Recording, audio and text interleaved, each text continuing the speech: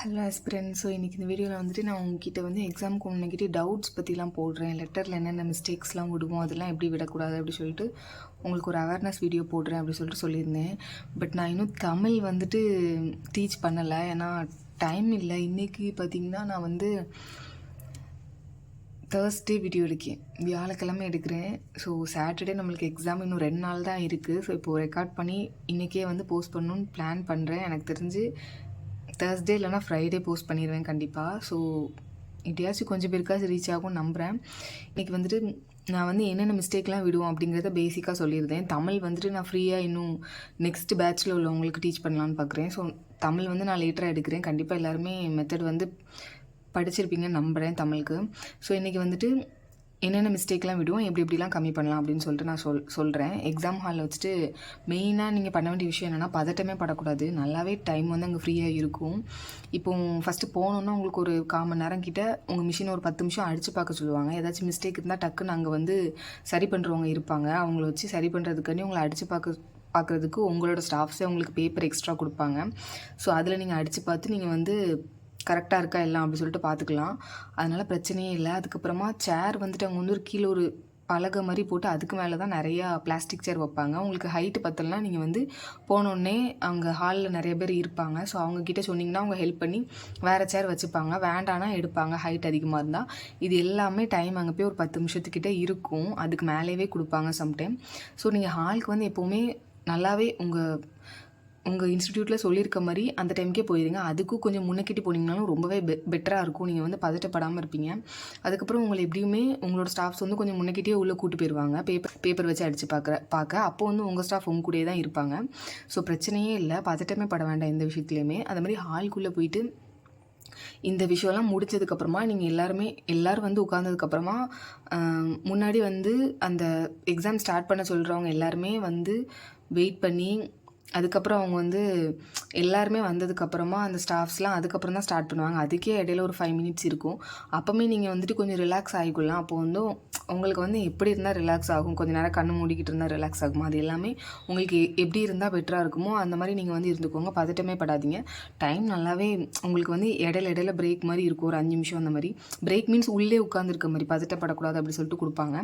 அடித்து முடிச்சோன்னே அப்படி 5 நிமிஷம் இருக்கும் எல்லா ஸ்டாஃப்ஸும் வரது வர, அந்த எக்ஸாம் நடத்துகிற ஸ்டாஃப்ஸ். அதுக்கப்புறமா நீங்கள் வந்து ஃபஸ்ட்டு செகண்ட் பேப்பர் தான் அடிப்பீங்க. செகண்ட் பேப்பர் அடித்ததுக்கப்புறமா ஃபஸ்ட் பேப்பர் ஸ்பீட் அடிக்கிறதுக்கு முன்னக்கிட்டேயுமே ஒரு 5 மினிட்ஸ் டைம் இருக்கும். ஃபஸ்ட்டு உங்கள் பேப்பர்லாம் வாங்குவாங்க. அதுக்கப்புறம் கொஞ்சம் எப்படினாலுமே எல்லா பேப்பரும் வாங்கி அதுக்கப்புறம் கொஸ்டின் பேப்பர் கொடுத்து ஒரு பேப்பர்லாம் சைன் போட சொல்லி எல்லாமே இந்த ப்ராசஸ்க்கே ஒரு 5 மினிட்ஸ் எடுக்கும். இதுக்கு இடையில கொஞ்சம் எப்படியும் உங்களுக்கு முடிச்சுட்டு எத்தனையோ பேருக்கு முடிக்க வேண்டியிருக்கும். எப்படினாலுமே நீங்கள் ஒரு 5 மினிட்ஸ் ஃப்ரீயாக இருக்கிற மாதிரி இருக்கும். ஸ்பீடுமே உடனே ஆரம்பிக்க மாட்டாங்க. ஒரு 2 மினிட்ஸ் ஒரு 3 மினிட்ஸ் ஆச்சு இருக்கும் இடையில கேப்பு.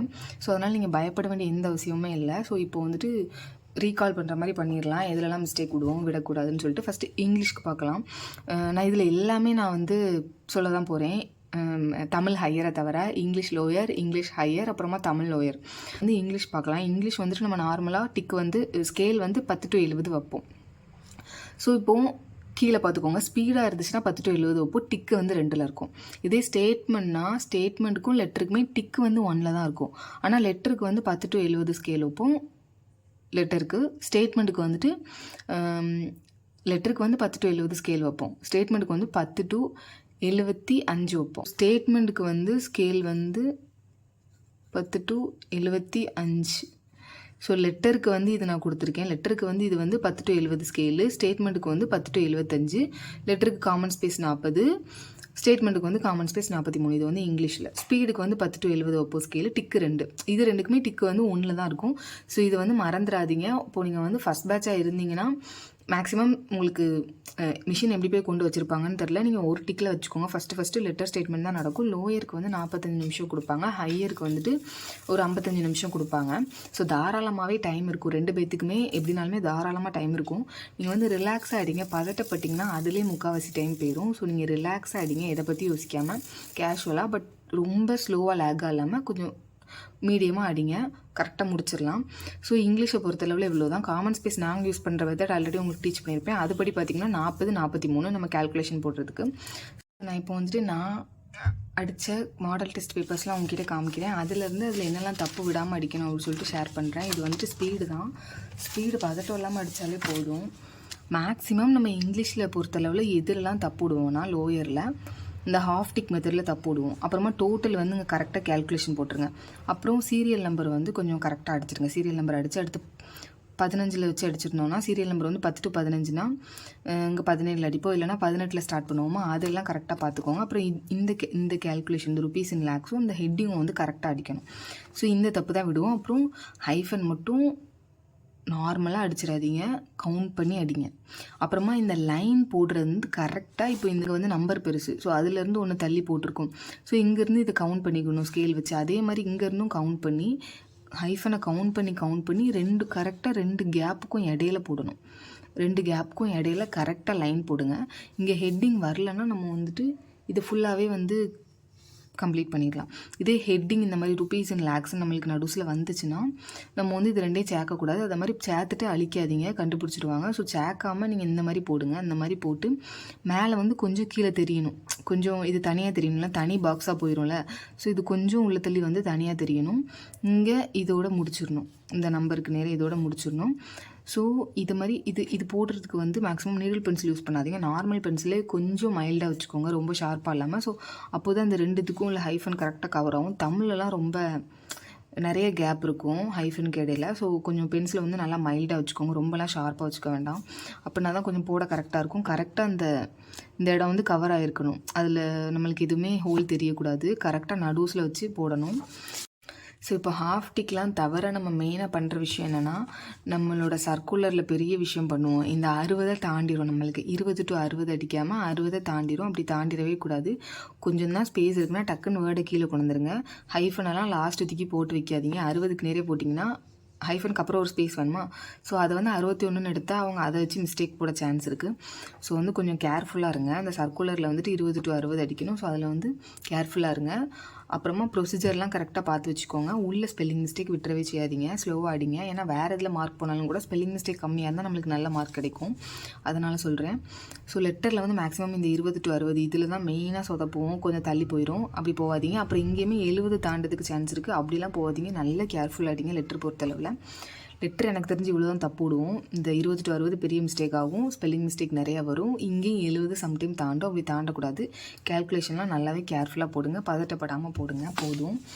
ஸோ இப்போ ஹையர் பார்க்கலாம். இதில் மேக்ஸிமம் தப்பு விட்டுருக்க மாட்டேன் பார்த்தீங்களா. இப்போ இதில் வந்து கம்மியாக கொடுத்துருக்காங்கன்னா நம்ம கரெக்டாக இந்த 7க்கு நேரே 5 வரணும். பின்னாடி தான் நம்மளுக்கு வந்து அலைன்மெண்ட் அப்படி கரெக்டாக இருக்கணும். இதில் நீட்டாக லைன் போட்டுருங்க. அந்த உள்ள நம்பர்ஸ்லாம் கரெக்டாக அடிங்க, அதுவே போதும். அப்புறம் இந்த நோட்டு வந்து எப்போவுமே இந்த 10 தான் ஸ்டார்ட் ஆகும், 10 தான் ப்ரொசீஜர் படி ஸ்டார்ட் ஆகும். அதுக்கப்புறம் உள்ளே எப்படி கொடுத்துருக்காங்களோ அதுபடியே அடிச்சிருங்க உள்ளே வந்துட்டு. அப்புறமா இங்கெல்லாம் அந்த கேப்ஸில் கொடுத்துருப்பாங்க, அதை கரெக்டாக ஃபாலோ பண்ணுங்கள். இந்த மாதிரி வந்துச்சுன்னா இங்கே தான் லாஸ்ட்டு 4 டிக் வரும், அதை மறந்துடாதீங்க. ஸோ இது கரெக்டாக 70 கவுண்ட் பண்ணி போடுங்க ஹையரை பொறுத்தளவில். பார்த்தீங்களா, இந்த மாதிரி 2 இதெல்லாம் கொடுப்பாங்க. ஸோ கேல்குலேஷன் கொஞ்சம் ஸ்பீடாக போடணும் ஹையர் பொறுத்தளவில். இது 10 வச்சு அடிக்கணும். ஸோ இப்போ ஸ்டேட்மெண்ட் வந்து இவ்வளோ பெருசாக கொடுத்தாங்கன்னா நம்மளுக்கு சின்ன ஸ்கேல் பார்த்தது. ஸோ எப்போவுமே லாங் சைஸ் ஸ்கேல் ஹையர் உள்ளவங்க வச்சுக்கோங்க. அதுக்கப்புறமா இப்போ உங்கூடலாம் இப்படி மடித்து அடிச்சிருங்க. இப்போ வந்து கண்டிப்பாக இந்த பக்கம் வர முடியாது, நிறையா ஸ்பேஸ் வேணும், இந்த வேர்டு வேணும்னா. ஸோ இதை மடிச்சு அடிச்சிருங்க, கீழே வர போகும்னு பார்க்காதீங்க. ஸோ இந்த மாதிரி பெருசாக வந்துச்சுன்னா மேலே தள்ளி வச்சு அடிங்க பேப்பரை.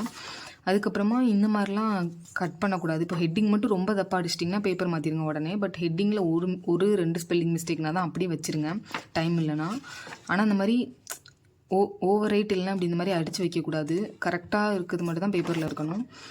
ஸோ இப்போ சீரியல் நம்பருக்கு பார்த்திங்கனாலும் கீழே வந்து 10, 11 இருக்குதா. ஸோ அதுதான் இருக்கிறதுலே ஹையஸ்ட்டு. ஸோ அதுக்கு கேல்குலேஷன் போட்டு அதிலேருந்து தான் 9 நம்ம கொண்டு வரணும். அப்போ 10க்கு மேலே 9 வந்து 0க்கு நேரே வரணும். உங்களுக்கு புரியும்னு நினைக்கிறேன். சீரியல் நம்பருக்கு சொல்கிறேன்.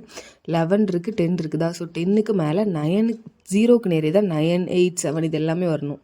செகண்ட் டிஜிட்க்கு நேரே தான் ஃபஸ்ட்டு வரணும். ஏன்னா நம்மளுக்கு வந்து பெரிய நம்பர்லேருந்து நம்ம மிச்ச நம்பர்லாம் சென்டர் பண்ணணும். மற்ற வேல்யூஸே மாதிரி தான் சீரியல் நம்பரும் நம்மளுக்கு டபுள் டிஜிட்டில் வந்துட்டுனா பெரிய நம்பரை சென்டர் பண்ணிவிட்டு அதிலேருந்து நம்ம பின்னத்தள்ளி அந்த 9 எல்லாம் வைக்கணும். 9, 8, 7, 6 இது. அப்போ இது எல்லாமே இப்போ நம்ம 12 வந்து 11, 10 அடிக்கிறோன்னா 13 டிகிரியில் வச்சு 1, 2, 3, 4, 7, 8, 9 வரை வரும். ஸோ ஹையர் பொறுத்தளவில் இவ்வளோ தான். நம்ம கேல்குலேஷன் கரெக்டாக போட்டு இந்த ஹாஃப் டிக்கு அப்புறமா அந்த மாதிரி ஸ்டேட்மெண்ட் எல்லாமே கரெக்டாக லைன் போட்டு இந்த மாதிரி பண்ணாலே ஓகே தான். ஸோ தமிழுக்குன்னு பார்த்தீங்கன்னா தமிழுக்கு ஸ்கேல் 10 to 60. அதுக்கப்புறமா லெட்டரோட காமன் ஸ்பேஸ் வந்து நம்மளுக்கு தமிழுக்கு 35 எடுப்போம், ஸ்டேட்மெண்ட்டுக்கு 38, டிக்கு வந்து லெட்டர் ஸ்டேட்மெண்ட்டுக்கு 1 வச்சு அடிப்போம், ஸ்பீடு வந்து டிக்கு வந்து 2 இருக்கும், 10 to 60. ஸோ இப்போ லெட்டர் ஸ்டேட்மெண்ட் பார்த்தீங்கன்னா இதுலேயுமே ஹாஃப் டிக் தான் மெயினாக பிரச்சனை விடுவோம். அதுக்கப்புறமா சுற்றறிக்கையில் தப்பு விடுவோம். ஸோ அதில் வந்து கரெக்டாக பார்த்துக்கோங்க. ஸோ ரிலாக்ஸாக அடிங்க. ஸோ எல்லாத்துக்குமே ஆல் தி பெஸ்ட் எக்ஸாமுக்கு. இன்னொன்று முக்கியமான விஷயம் என்னென்னா, உங்களோட மிஷின் வந்து ஏதாச்சும் ஸ்டெக் ஆகுது, பிரச்சனை பண்ணுது, ரிப்பேர் ஆகுதுன்னா உடனே ஹாலில் வச்சு எந்திரிச்சிருங்க. ஏன்னா எவ்வளோக்கு எவ்வளோ நீங்கள் தயங்கி உட்காந்துருக்கீங்களோ உங்கள் டைம் தான் வேஸ்ட் ஆகும். நீங்கள் உடனே எந்திரிச்சிட்டிங்கன்னா உடனே ஹாலில் நிறைய பேர் நிற்பாங்க மிஷின் சரி பண்ணுறதுக்கு. ஸோ அவங்க உடனே சரி பண்ணி கொடுத்துருவாங்க. நீங்கள் வந்து டக்குன்னு அடிச்சிடலாம் அதுக்கப்புறமா பார்த்துட்டோம் இல்லாமல். ஸோ இப்போ இந்த ஃப்ரண்ட்டில் வந்து இந்த பேஜ் ஃபில் பண்ணுறது எப்படின்னு பார்த்தீங்கன்னா, ஃபஸ்ட்டு வந்து நம்மளோட சப்ஜெக்டை போடணும். அப்புறமா நம்மளோட நிலைனா ஜூனியர்னா ஜூனியர், ஹையர்னா ஹையர், தாளும்னா first paper or second paper, வினாத்தாளின் குறியீட்டுன்னா மேலே ஒரு நம்பர் இருக்கும் அதை போடணும். அதுக்கப்புறமா நாலும் தொகுதினா பேட்ச், நாலுனா டேட்டு நம்மளோட என்னைக்கு எக்ஸாம் எழுதுகிறோமோ அன்றைக்கி டேட்டு.